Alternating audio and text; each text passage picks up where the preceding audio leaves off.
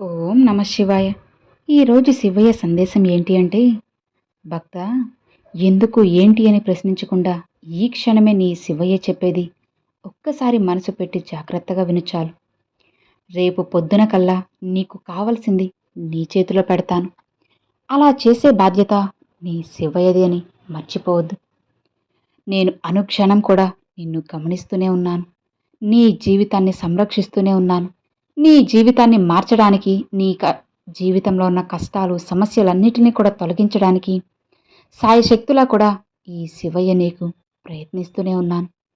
నీ పాపకర్మలన్నిటిని కూడా కొద్ది కొద్దిగా నేను తొలగిస్తూనే ఉన్నాను. ఇక నువ్వు ఏమాత్రం కూడా భయపడాల్సిన అవసరం లేదు, బాధపడాల్సిన అవసరం అంతకన్నా లేదు అని గుర్తుపెట్టుకో.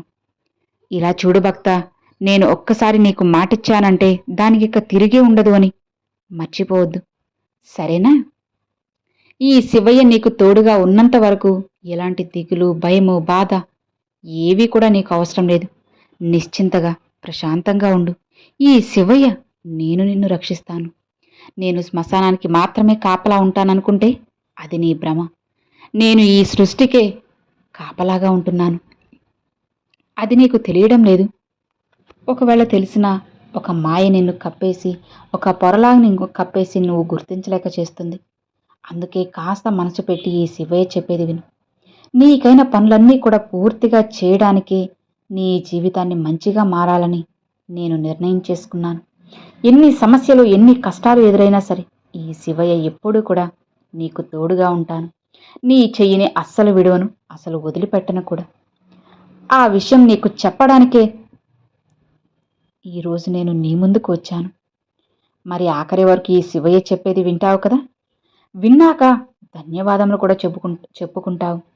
ధన్యవాదములు శివయ్య, ఇది కదా నాకు కావాల్సింది, ఇది కదా నేను కోరుకుంది అని సంతోషంతో ఎగిరి గంతేస్తావు. నీ జీవితంలో ఎలాంటి మంచి జరగడం లేదు. నా శివయ్య నాకెందుకు ఏం చేయడం లేదు, ఎందుకు అలానే మౌనంగా కూర్చుని ఉన్నారు, అలానే నన్ను చూస్తున్నారు అని ఏడుస్తూ దిగులు పెట్టుకుంటూ బెంగ పెట్టుకున్నావు కదా? అందుకే భక్త, నీ కష్టకరమైన జీవితాన్ని మొత్తం పూర్తిగా మార్చేసి నీకు నచ్చినట్లుగా బ్రహ్మాండంగా మార్చాలని నేను నిర్ణయం తీసేసుకున్నాను.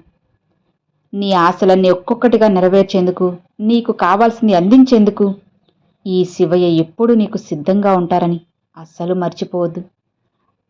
ఆ విషయాన్ని జాగ్రత్తగా మనసులో పెట్టుకో, గుర్తుపెట్టుకో. నువ్వు ఎప్పుడు ఏం కోరినా సరే అన్నీ నీకు నేను అందిస్తాను. అస్సలు నీ చెయ్యి వదలను, నిన్ను వదిలిపెట్టను. సంతోషం అనేది మనిషి మనసులో మాత్రమే ఉంటుంది. పైకి కనిపించేదాన్ని చూసి నువ్వు మోసపోవద్దు భక్త. ఎందుకంటే ఈ కలియుగంలో అందరూ కూడా ఇలానే ఉన్నారు. లోపల ఒకలా, బయట ఇంకోలా, నీతో ఒకలా, నీ వెనక ఇంకోలా, నీతో ఒకలా, నీ కుటుంబ సభ్యులతో ఇంకొకలా ప్రవర్తిస్తున్నారు. అందుకే మోసపోవద్దు, జాగ్రత్తగా ఉండు. వీలైనంత వరకు నీ జాగ్రత్తల్లో నువ్వు ఉంటే చాలా మంచిది. భక్త, గుర్తుపెట్టుకో, కఠినంగా మాట్లాడినంత మాత్రాన ఎవ్వరూ చెడ్డవారైపోరు కదా. అనవసరంగా ఎక్కడా ఎప్పుడూ కూడా మాట్లాడద్దు. వీలైనంత వరకు మౌనంగా ఉండు. అలా మాట్లాడితే నీ చుట్టూ ఉన్న వారిలో కొందరు నిన్ను చెడ్డవారుగా ముద్రిస్తారు. జాగ్రత్తగా ఉండు. ఎందుకంటే ఈ లోకంలో ఇప్పుడు ఉన్నది ఉన్నట్లు మాట్లాడితే చెడ్డవారిగానే పరిగణిస్తారు. నిజం దాచి అబద్ధాలు చెప్పేవారిని అందరూ నమ్ముతున్నారు. మంచివారు అని భ్రమపడిపోతున్నారు. నువ్వు కూడా అలానే కదా ఉన్నావో చెప్పు. అవును శివయ్య, ఇంత కరెక్ట్గా ఎలా చెప్పారు? నేను మీకు ఏ విషయం చెప్పలేదు కదా, మీతో పంచుకోవడం లేదు కదా.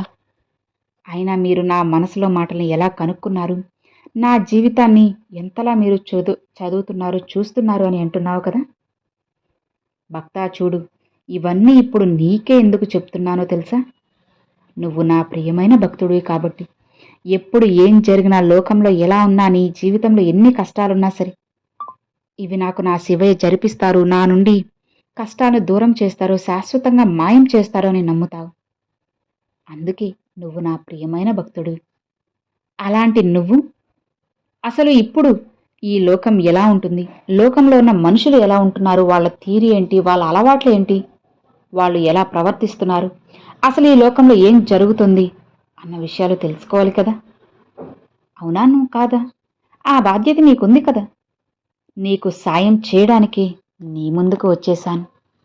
భక్తా చూడు, నీ చుట్టూ ఉన్న అందరితో నువ్వు స్నేహంగానే ఉన్నావు, అందరికీ మర్యాద ఇస్తున్నావు. ఇన్ని చేస్తున్నా కూడా ఇతరులు నీ గురించి తప్పుగా మాట్లాడుకుంటున్నారు. అదే కదా నీ బాధ, అదే కదా నీ దిగులు. దానివల్లే కదా నువ్వు ప్రశాంతంగా కడుపు నిండా తినలేకపోతున్నావు, కంటి నిండా నిద్రపోలేకపోతున్నావు. అవునా? అయితే గుర్తుపెట్టుకో, అన్నిటినీ నేను మారుస్తాను. భక్త గుర్తుపెట్టుకో, నువ్వు వాళ్ళలో కొందరిని మాత్రమే గుర్తించావు, మరికొందరు మంచివారే అని ఇంకా ఇంకా నమ్మి మోసపోతూనే ఉన్నావు. ఒకసారి మోసపోయినా కూడా మళ్ళీ మళ్ళీ మోసపోతున్నావు. నువ్వు నీ మనసు చెప్పిందే వింటున్నావు, అదే నమ్ముతున్నావు. కొందరు అది తప్పు అని వాదించినప్పుడు సరేలే అని మౌనంగానే ఉంటున్నావు. నువ్వు ఎంత మౌనంగా ఉన్నా సరే వాళ్ళు నిన్ను గొడవలకి లాగుతూనే ఉన్నారు, రెచ్చగొడుతూనే ఉన్నారు కదా. ఇకపై జాగ్రత్తగా ఉండు. ఎవరు ఎన్ని అన్నా నువ్వు నమ్మిందే చెయ్యి.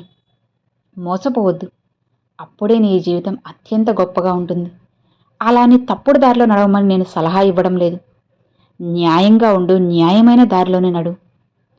భక్త రాసి పెట్టుకో, ఎప్పుడైతే నువ్వు ఒక నిర్ణయాన్ని తీసుకుంటావో అది అలానే ఉంచుకో.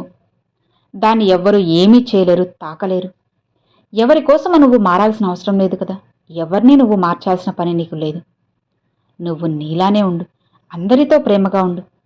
అదే ప్రేమని తిరిగి వాళ్ళ నుంచి అస్సలు ఆశించకు, సరేనా? నువ్వు చేసే మంచి నీకు ఎంతో ఆనందాన్నిస్తుంది. నీ జీవితాన్ని ఎవ్వరూ కూడా మార్చలేరు, కానీ రాబోయే జీవితాన్ని నేను మార్చగలను. నీ జీవితాన్ని మంచిగా మారుస్తాను. ఇన్ని రోజులు నేను చెప్పిన సందేశాలు, నా మాటలు, నా వాక్కులు ఇక నీకు ఇప్పుడు ఎంతగానో ఉపయోగపడుతున్నాయి. ఇన్ని రోజులు నువ్వు విని విన్నట్లుగా వదిలేశావు కదా, ఇక ఆ మాటలే ఇప్పుడు నీకు దివ్యవాక్కులు అవబోతున్నాయి, దైవవాక్కులు అవబోతున్నాయి. నీ జీవితాన్ని మార్చే మాటలు కాబోతున్నాయి. చెడ్డవారితో స్నేహం ఎంత ప్రమాదకరమో కూడా నీకు తెలుసు కదా. ఏదైనా సరే భక్త, ఒక్కసారి ఒక పని చేసే ముందు ఆలోచించు. ఎవరు ఎలాంటి వాళ్ళో తెలుసుకుని ప్రవర్తించు.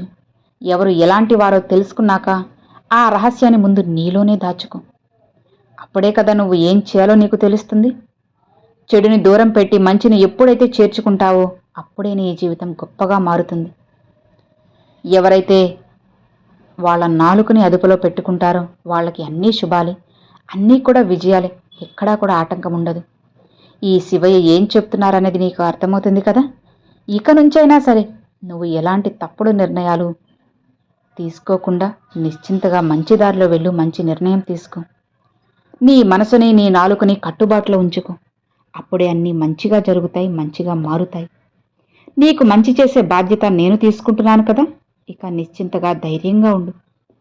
ఇతరులతో నీ బంధం అద్దం లాంటిది అని తెలుసుకో. దానిపై ఇక ఎలాంటి మచ్చలు, పగుళ్ళు రాకుండా చూసుకోవాల్సి నువ్వే. జాగ్రత్తగా కాపాడుకో.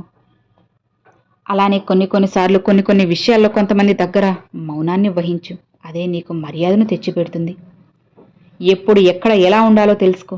నీకు నువ్వే ఒంటరిగా కూర్చొని ఆలోచించి నిర్ణయం తీసుకుంటే అన్నీ కూడా నీకు తెలుస్తాయి, అర్థమవుతాయి. ఇక నీ భయాన్ని వదిలేసే, హాయిగా ప్రశాంతంగా ఉండు. ఈ శివయ్య ఎల్లవేళ నిన్ను చూస్తూ ఉంటాను, నిన్ను రక్షిస్తూనే ఉంటాను. ఇక నీకు ఎలాంటి దిగులు, భయము, బాధ ఏమీ అవసరం లేదు. హాయిగా ఉండు భక్త. ఈ శివయ్య కొండంత అండగా నీకు తోడుగా ఉన్నంత వరకు ఎలాంటి దిగులు, భయము, బాధ ఏమీ అవసరం లేదు. నేను చెప్పినట్లుగానే రేపు పొద్దున కల్లా నీ జీవితాన్ని మారుస్తాను. నీ జీవితంలో నీకు కావాల్సిన మంచి స్వచ్ఛమైన జీవితాన్ని, స్వచ్ఛమైన బంధాన్ని నీకు చేరవేస్తాను. ఇక నిశ్చింతగా ప్రశాంతంగా ఉండు అని ఈరోజు శివయ్య ఈ వాక్కుని అందించారండి. సో విన్నారు కదండి, ఈరోజు శివయ్య పంపిన ఈ సందేశం మీ అందరికి నచ్చింది, అర్థమైంది అని అనుకుంటున్నాను. నచ్చితే ఒక చిన్న లైక్ చేయండి, మరికొంతమంది మీ ఫ్రెండ్స్ అండ్ ఫ్యామిలీస్కి షేర్ చేయండి. ఫస్ట్ టైం మన ఛానల్ చూసేవాళ్ళు సబ్స్క్రైబ్ చేసి సపోర్ట్ చేయండి ఫ్రెండ్స్. Thanks for watching. ఓం నమః శివాయ. శివాయ నమః.